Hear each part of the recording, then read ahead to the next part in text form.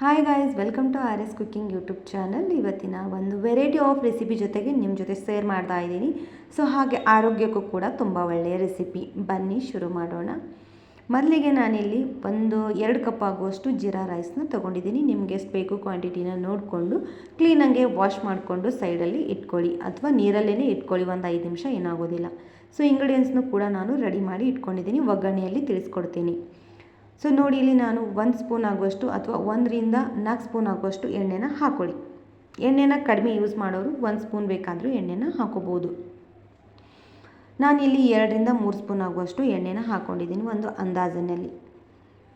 ಇದಕ್ಕೆ ಸಾಸಿವೆನ ಹಾಕೋತಾ ಇದ್ದೀನಿ. 1 ಟೀ ಸ್ಪೂನ್ ಆಗುವಷ್ಟು ಸಾಸಿವೆನ ಯೂಸ್ ಮಾಡಿಕೊಂಡು, ಸಾಸಿವೆನ ಸ್ವಲ್ಪ ಚಟಪಟ ಅನ್ನಬೇಕು ಗೈಸ್. ಎಣ್ಣೆಯಲ್ಲಿ ಚಟಪಟ ಅಂದಮೇಲೆ ಸಾಸಿವೆ ಸ್ವಲ್ಪ ತಿನ್ನೋಕ್ಕೆ ಟೇಸ್ಟಿಯಾಗಿ ಬರುತ್ತೆ. ಜೀರಿಗೆನೂ ಕೂಡ ಅಷ್ಟೇ, ಕಲರು ಚೇಂಜ್ ಆಗೋ ತನಕ ಫ್ರೈ ಮಾಡ್ಕೋಬೇಕಾಗುತ್ತೆ. ಇಲ್ಲಿ ಮಸಾಲೆ ಪದಾರ್ಥನ ನಾವು ಮಸಾಲೆ ಒಗ್ಗರಣೆಯಲ್ಲೇ ಹಾಕೋಬೇಕು. ಒಂದು ಪಲಾವ್ ಎಲೆ ಸ್ವಲ್ಪ ಕಲರ್ ಚೇಂಜ್ ಆದಮೇಲೆ ಇದಕ್ಕೆ ನಾನಿಲ್ಲಿ 2 ಕಾಳು ಮೆಣಸು, 1 ಲವಂಗ ಮತ್ತು ಒಂದು ಸ್ವಲ್ಪ ಚಕ್ಕೆ ಹಾಕೋ ವಿಡಿಯೋನ ಸ್ಕಿಪ್ ಆಗಿದೆ ಗೈಸ್, ಸಾರಿ. ಸೊ ಎಲ್ಲನೂ ನಾವು ಈ ಥರ ಮಸಾಲೆ ಹಾಕ್ಕೊಂಡ್ಮೇಲೆ ಬೆಳ್ಳುಳ್ಳಿ ಮತ್ತು ಶುಂಠಿ 2 ಮಿಕ್ಸ್ ಮಾಡಿಕೊಂಡು, ಮನೆಯಲ್ಲಿರುವಂಥ ಬೆಳ್ಳುಳ್ಳಿ ಮತ್ತು ಶುಂಠಿನ ನಾನು ಜಜ್ಜಿಬಿಟ್ಟು ಈ ಥರ ಹಾಕೋತಾ ಇದ್ದೀನಿ. ಜಾಸ್ತಿನ ರೀತಿ ಏನೂ ಹಾಕ್ಕೊಂಡಿಲ್ಲ ನಾನು, ನೋಡ್ತಾ ಇರ್ಬೋದು ನೀವು.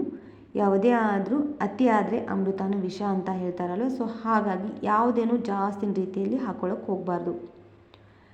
4 ರಿಂದ 5 ಆಗುವಷ್ಟು ಕರಿಬೇವಿನ ಸೊಪ್ಪನ್ನು ಹಾಕ್ಕೊಂಡಾದ್ಮೇಲೆ ಇವಾಗ ಬಟಾಟೆ ಹಾಕೋತಾ ಇದ್ದೀನಿ. ಹಾಗೆ ಹಸಿಮೆಣ್ಸಿನ್ಕಾಯಿ 4 ರಿಂದ 5 ಹಸಿಮೆಣ್ಸಿನ್ಕಾಯಿ, 1 ಬಟಾಟೆನ ಯೂಸ್ ಮಾಡಿದ್ದೀನಿ ನಾನು.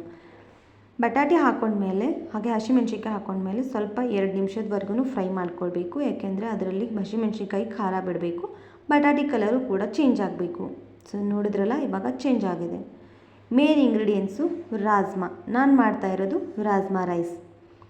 ರಾಜ್ಮಾ ಮತ್ತು ಬಟಾಣಿನ ಹಾಕಿದ್ರೆ ಸಾಕು, ನಾವು ಮಾಡಿರುವಂಥ ರೈಸು ಬೇಗನೆ ಖಾಲಿಯಾಗಿಬಿಡುತ್ತೆ. ಸೊ ಅಷ್ಟು ರುಚಿಯಾಗಿ ಬರುತ್ತೆ.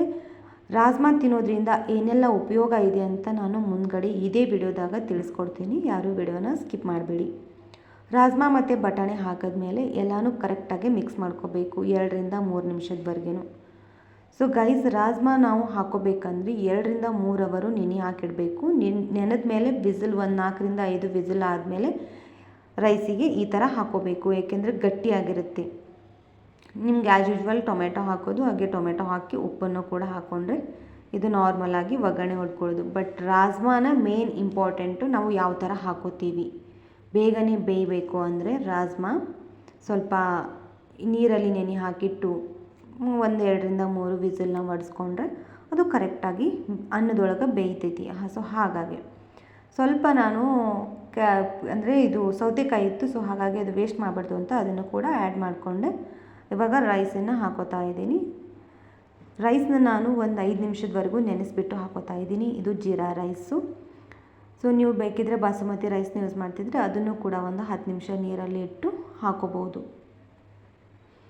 ಗೈಸ್, ಈ ಥರ ರಾಜ್ಮಾ ರೈಸ್ನ ಒಂದ್ಸಲ ನೀವು ಟ್ರೈ ಮಾಡಿ, ತುಂಬಾ ರುಚಿಯಾಗಿ ಬರುತ್ತೆ. ನನಗಂತೂ ತುಂಬಾ ಇಷ್ಟ ಆಯಿತು. ಏಕೆಂದರೆ ರಾಜ್ಮಾ ಈ ಥರ ಅನ್ನಲ್ಲಿ ಕುದ್ಮೇಲೆ ಅನ್ನದ ಜೊತೆ ಸಿಗ್ತಾ ಇರುತ್ತೆ ನೋಡಿ, ತುಂಬ ರುಚಿಯಾಗಿ ಬರುತ್ತೆ. ಸೊ ಹಾಗಾಗಿ ಇದು ಶೇಂಗಾ ಬೀಜ ತಿನ್ಬೇಕು ಅನಿಸಿದ್ರೆ ಹೇಗೆ ಬರುತ್ತೆ ನೋಡಿ, ಅನ್ನದಲ್ಲಿ ಹಾಕಿರ್ತೀವಲ್ವ. ಈ ಕಡೆ ಉತ್ತರ ಕರ್ನಾಟಕ ಸೈಡ್ ಮಂದಿಗೆ ಗೊತ್ತಿರುತ್ತೆ, ಶೇಂಗಾ ಬೀಜ ತಿನ್ನಬೇಕಂದ್ರೆ ಹಿಂಗೆ ರುಚಿ ಇರುತ್ತೆ ನೋಡಿ ಅನ್ನ. ಅದೇ ಥರ ರಾಜ್ಮಾ ಹಾಕಿದ್ಮೇಲೂ ಕೂಡ ಸೇಮ್ ಟೇಸ್ಟು ಅದೇ ಥರ ಇರುತ್ತೆ. ಸೊ ತುಂಬಾ ರುಚಿಯಾಗಿ, ಯಾರೆಲ್ಲ ಇದುವರೆಗೂ ರಾಜ್ಮಾ ರೈಸ್ ಟ್ರೈ ಮಾಡಿಲ್ಲ ಅಂದರೆ ರಾಜ್ಮಾ ಪಲ್ಯನ ಟ್ರೈ ಮಾಡಿರ್ತೀರ, ಹಾಗೆ ಕರಿನೂ ಕೂಡ ಟ್ರೈ ಮಾಡಿರ್ತಾರೆ, ಎಲ್ಲ ರೀತಿ ರಾಜ್ಮಾ ಪಲ್ಯನೂ ಟ್ರೈ ಮಾಡಿರ್ತೀರ. ಬಟ್ ರೈಸ್ ಜೊತೆಗೆ ಯಾರೆಲ್ಲ ಟ್ರೈ ಮಾಡಿಲ್ಲ, ಖಂಡಿತ ಇವತ್ತು ಒಂದು ಸಲ ಟ್ರೈ ಮಾಡಿ ನೋಡಿ. ರಾಜ್ಮಾನ ಇಷ್ಟಪಟ್ಟು ತಿನ್ನೋರು ಒಂದು ಸಲ ಟ್ರೈ ಮಾಡಿ. ಸೊ ಅದರಿಂದ ಏನೆಲ್ಲ ಉಪಯೋಗ ಇದೆ ಅಂತ ಅನ್ನೋದನ್ನು ಕೂಡ ನಾನು ಇದೇ ವಿಡಿಯೋದಾಗ ಹೇಳ್ತೀನಿ ಅಂತ ಹೇಳಿದ್ದೀನಿ. ಸೊ ಇವಾಗ ಹೇಳ್ತೀನಿ ನೋಡಿ. ಮಧುಮೇಹ ನಿಯಂತ್ರಣ, ಹೃದಯ ಆರೋಗ್ಯಕ್ಕೆ ಸಮಸ್ಯೆಗೂ ಕೂಡ ಇದು ಒಳ್ಳೆಯದು. ಹಾಗೆ ಜೀರ್ಣಕ್ರಿಯೆಗೂ ಕೂಡ ತುಂಬ ಒಳ್ಳೆಯದು. ಮೂಳೆಗಳಿಗೂ ಕೂಡ ಒಳ್ಳೆಯದು. ಹಾಗೆ ರಕ್ತಹೀನತೆ ನಿವಾರಣೆಗೂ ಕೂಡ ತುಂಬ ಒಳ್ಳೆಯದು. ಮಧುಮೇಹ ನಿಯಂತ್ರಣೆಗೆ ಅಂದರೆ ರಾಜ್ಮಾದಲ್ಲಿ ಏನಿರ್ತೈತಿ, ಕಡಿಮೆ ಗ್ಲೈಕೋಸೆಮಿಕ್ ಇಂಡೆಕ್ಸ್ ಇರೋದ್ರಿಂದ, ಸೊ ಹಾಗೆ ಮಧುಮೇಹಕ್ಕೂ ಕೂಡ ತುಂಬ ಒಳ್ಳೆಯದು. ಹೃದಯ ಆರೋಗ್ಯಕ್ಕೂ ಕೂಡ ಒಳ್ಳೆಯದು ಅಂತ ಹೇಳಿದೆ, ಏಕೆ ಅಂದರೆ ಇದರಲ್ಲಿ ನಾರಿನಾಂಶ ಮತ್ತು ಕೆಟ್ಟ ಕೊಲೆಸ್ಟ್ರಾಲನ್ನು ಕಡಿಮೆ ಮಾಡ್ತೈತಿ. ಸೊ ಹಾಗಾಗಿ ಹೃದಯ ಆರೋಗ್ಯಕ್ಕೂ ಕೂಡ ತುಂಬ ಒಳ್ಳೆಯದು. ಜೀರ್ಣಕ್ರಿಯೆಗೂ ಕೂಡ ತುಂಬ ಒಳ್ಳೆಯದು. ಇದರಲ್ಲಿ ಏನಿರ್ತದೆ ಫೈಬರ್ ಅಂಶ ಇರೋದರಿಂದ ಜೀರ್ಣಕ್ರಿಯೆಗೆ ತುಂಬ ಒಳ್ಳೆಯದು. ಮೂಳೆಗಳಿಗೂ ಕೂಡ ಬಲ ಅಂತ ಹೇಳಿದ್ನಿ. ರಾಜ್ಮಾದಲ್ಲಿ ಏನಿರ್ತೈತಿ ಅಂದರೆ ಕ್ಯಾಲ್ಸಿಯಮ್ ಮತ್ತು ಮ್ಯಾಗ್ನೀಸಿಯಮ್ ಇದ್ದು ಅದಕ್ಕೆ ಮೂಳೆಗಳು ಮತ್ತು ಹಲ್ಲುಗಳನ್ನು ಏನು ಮಾಡ್ತೈತಿ, ಗಟ್ಟಿ ಮಾಡ್ತೈತಿ. ಸೊ ನೋಡಿದ್ರಲ್ಲ ವಿಡಿಯೋ, ಸ್ವಲ್ಪ ನೀರು ಹಾಕ್ಕೊಂಡು ಸ್ವಲ್ಪ ಮಸಾಲೆನ ಹಾಕ್ಕೊಂಡು ಮಿಕ್ಸ್ ಮಾಡಿಕೊಂಡೆ ಇಷ್ಟರವರೆಗೂ. ಏಕೆಂದರೆ ಇದು ಹೇಳಬೇಕಾದ ಟೈಮಲ್ಲಿ ನಾನು ಅದನ್ನು ಹೇಳಿಲ್ಲ ನಿಮಗೆ. ನಾನಿಲ್ಲಿ ಯಾವುದೇ ರೀತಿ ಅರಿಶಿನ ಯೂಸ್ ಮಾಡಿಲ್ಲ. ಸೊ ಹಾಗಾಗಿ ಇದೇ ಕಲರ್ ಇರಬೇಕು ಅಂತ ನಾನು ಇಷ್ಟಪಟ್ಟು ಮಾಡ್ಕೊಂಡಿರೋದು. ನೋಡಿ ಎಷ್ಟು ಚೆನ್ನಾಗಿ ಬೆಂದಿದೆ ರೈಸು. ಬಿಳಿಯಾಗಿ ಬರಬೇಕು ಅಂತ ಏನಿಲ್ಲ. ನಿಮಗೆ ಬೇಕಿದ್ರೆ ಯೆಲ್ಲೋ ಕಲರ್ ಬೇಕೆಂದರೆ ನಾನು ಸ್ವಲ್ಪ ಪಲಾವ್ ಮಸಾಲೆನ ಮಿಕ್ಸ್ ಮಾಡ್ಕೊಂಡಿದ್ದೀನಿ. ಹಾಗಾಗಿ ನೋಡಿ ರಾಜ್ಮಾನ ಎಷ್ಟು ಚೆನ್ನಾಗಿ ಬೆಂದಿದೆ. ಹಾಗೆ ತುಂಬ ರುಚಿಯಾಗಿ ಬರುತ್ತೆ ಗೈಸ್, ತಿನ್ನೋಕ್ಕಂತೂ ತುಂಬಾ ಚೆನ್ನಾಗಿರುತ್ತೆ. ಒಂದ್ಸಲ ನೀವು ಟ್ರೈ ಮಾಡ್ತೀರಾ ಅಂತ ನಾನು ಅಂದ್ಕೊಂಡಿದ್ದೀನಿ. ನಾನು ಇದು ಮಸಾಲೆ ರೈಸ್ನ ನಾನು ಇಲ್ಲಿ ಉಸಳಿ ಕಾಳು ಅಂದರೆ ಹೆಸರು ಕಾಳು ಉಸಳಿನ ಪಲ್ಯ ಮಾಡ್ಕೊಂಡಿದ್ದೀನಿ. ಸೊ ಅದ್ರ ಜೊತೆಗೆ ಸರ್ವ್ ಮಾಡಿಕೊಂಡು ತಿಂತಾಯಿದ್ದೀನಿ. ಸಾಂಬಾರು ಜೊತೆಗೂ ಕೂಡ ನೀವು ತಿನ್ಬೋದು. ರಾಜ್ಮಾ ಸಾಂಬಾರು ಮಾಡಿರ್ತೀರ ಅಥವಾ ಕರಿ ಮಾಡಿರ್ತೀರಲ್ಲ ಅದ್ರ ಜೊತೆಗೂ ಕೂಡ ತಿನ್ಬೋದು. ನಿಮ್ಗೆ ಎದ್ರ ಜೊತೆ ಇಷ್ಟ ಆಗುತ್ತೆ ಅದ್ರ ಜೊತೆನೇ ತಿನ್ಕೊಳ್ಳಿ.